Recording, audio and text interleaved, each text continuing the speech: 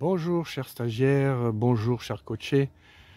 Pour la saga méthode Commercer, donc voici la première vidéo concernant la fiche 1 sur la méthode Commercer. On a fait déjà une vidéo d'introduction permettant de connaître le programme. Donc je rappelle le programme très rapidement avant de commencer cette première fiche. Donc le programme est le suivant. On va travailler dans cette première vidéo qui correspond à la première fiche. Commencer par des définitions. Ensuite, on verra une autre vidéo où on parlera d'organisation de la vente. Ensuite, de l'entretien de vente, l'introduction. Une autre vidéo sur la découverte du client. Une autre vidéo sur l'art de convaincre. Une autre vidéo, une autre fiche sur les objections.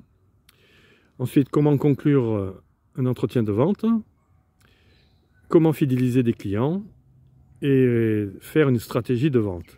On finira par une vidéo de conclusion. Donc voilà pour ce qui est du programme. Maintenant, on va voir la première fiche qui correspond à commencer par des définitions. Donc, il y aura deux parties, une question préalable et puis quelques concepts au niveau de ces définitions et de cette première partie. Alors, réflexion, question préalable, d'après vous, quelle différence voyez-vous entre dialoguer et communiquer?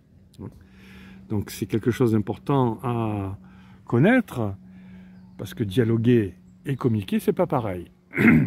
Donc, essayez de voir un peu la différence, c'est une question d'objectif.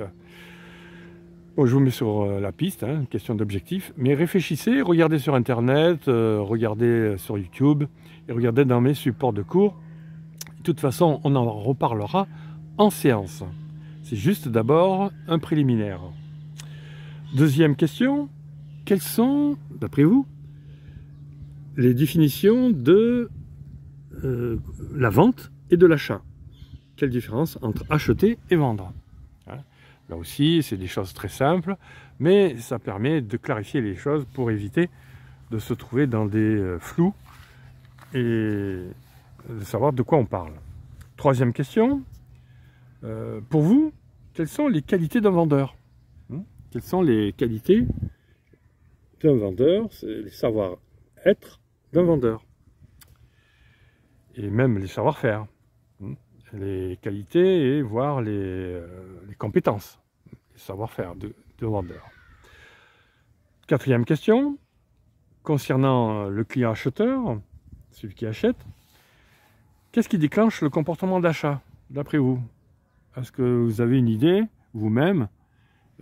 Qu'est-ce qui vous fait que vous souhaitez acheter quelque chose? Qu'est-ce qui déclenche le comportement d'un acheteur, votre comportement en tant qu'acheteur? Quand vous allez fouiner dans les centres commerciaux, qu'est-ce qui fait que vous avez envie d'acheter, ou qu'est-ce qui fait que vous avez un comportement d'acheter, hein, d'acheter un produit ou d'acheter un service. Cinquième question, est-ce que vous connaissez des outils et des techniques de vente dans votre carrière professionnelle? Est-ce que vous avez utilisé des outils et des techniques de vente? Ça serait bien de m'en parler. Maintenant, on va voir un peu les concepts. Alors, dans ce que je vais vous demander de travailler, ce sera l'analyse transactionnelle. Donc, il y a des vidéos Cœur de Swan à ce sujet, qui vont de 59, Cœur de Swan 59 à Cœur de Swan 64. Donc, j'ai fait des vidéos sur l'analyse transactionnelle, qui est la méthode de communication. Comment communiquer avec l'analyse transactionnelle. C'est primordial, ça c'est vraiment primordial de savoir communiquer avec l'analyse transactionnelle qui permet de voir vraiment, qui balaye tous les types de communication, tous les comportements, ici et maintenant, en tant que communicant, que vous soyez vendeur, acheteur, chef de projet, manager, etc. Les techniques de communication sont importantes et elles font partie des techniques de vente. Autre concept que vous allez travailler, c'est les qualités d'un vendeur. Là, c'est d'aller voir les soft skills dans mes vidéos qui s'appellent Cœur de Swan 35 à Cœur de Swan 55. Donc j'ai fait des vidéos qui permettent de connaître un peu les compétences, les savoir-faire, surtout les savoir-être, pardon, ce qu'on appelle les soft skills en anglais, d'un vendeur et d'autres professionnels. Autre chose, autre théorie de la motivation. Donc là aussi pareil, il y a des vidéos à ce sujet.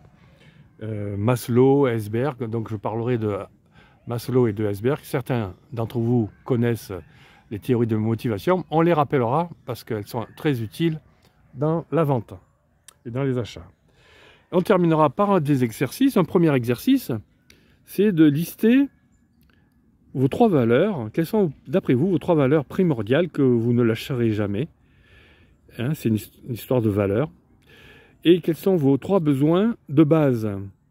Et aussi les 3 motivations naturelles que vous avez. Parce que ça permet comme ça de comprendre le comportement acheteur et comment le vendeur va pouvoir influencer sans manipuler, hein, on verra ça, influencer, c'est pas pareil que manipuler.